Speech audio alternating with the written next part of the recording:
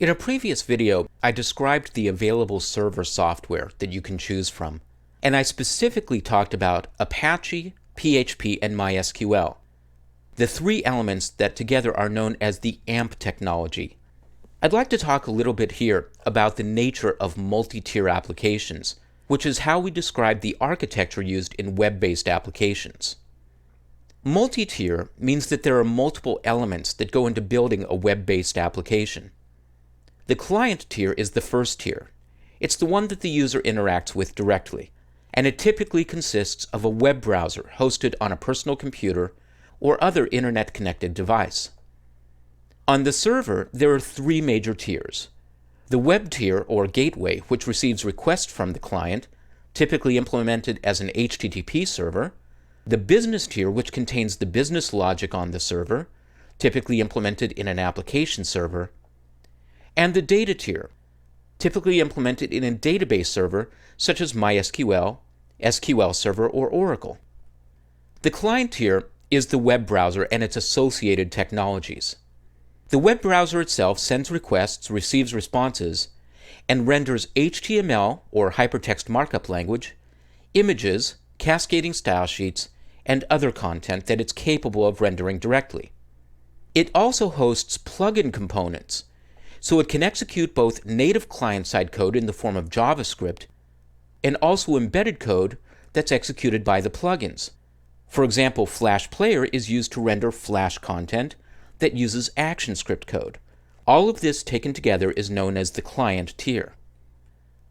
The server part of a multi-tier application is implemented with multiple software packages that are designed to work together using web standards. The first tier is known as the web tier, or the HTTP server, and once again it receives the request from the client and returns the response. Many of these responses are text-based, including HTML, hypertext markup language, and XML, extensible markup language.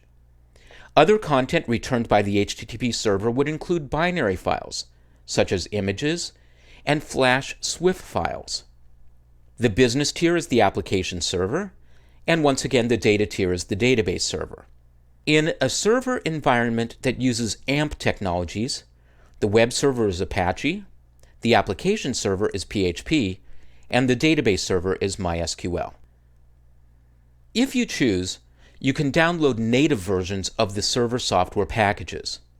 The three packages together are known as the AMP technology stack. You'll typically see them called WAMP if they're hosted on Windows, LAMP on Linux, and MAMP on Mac OS X. If you want to download and install each element of the server stack individually, you can go to the websites that host these packages. You'll find the Apache software at www.apache.org, PHP at php.net, and MySQL at mysql.com. If you download these individual software packages, it's up to you to configure them to work together. Depending on which operating system you're working on and which installer you download, you'll get a certain amount of help in configuring them to work together. But if you want to get launched very quickly, you can instead choose to use a server bundle. A server bundle allows you to get started very quickly with almost no configuration. All of the server bundles I'm going to recommend here are free to download and use, and once you download, you can install them and get started using them almost instantly. If you're working on Windows, I recommend WAMP Server, which you'll find at www.wampserver.com/en. This is the server bundle that I'll be using in all of the demonstrations in this video series. I typically do my web development on the Windows platform, and this is my favorite server bundle for Windows because it's so easy to install and so tough to get wrong. If I'm working on Mac OS X, I typically choose MAMP, which you'll find at www.mamp.info/en. And I'll give you complete instructions in this video series about how to install MAMP and how to use it during the video series.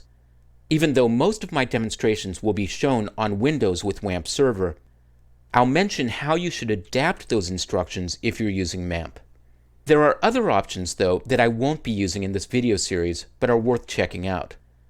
There are two packages in particular that are designated for multiple operating systems. The first is called XAMPP, X-A-M-P-P. You'll find this at www.apachefriends.org/en/xampp.html. There are versions of the XAMPP server for both Mac OS X and for Windows. They're named the same, but they actually have different sets of software in them. They both include Apache, PHP, and MySQL, but they have different options and different user interfaces for managing them.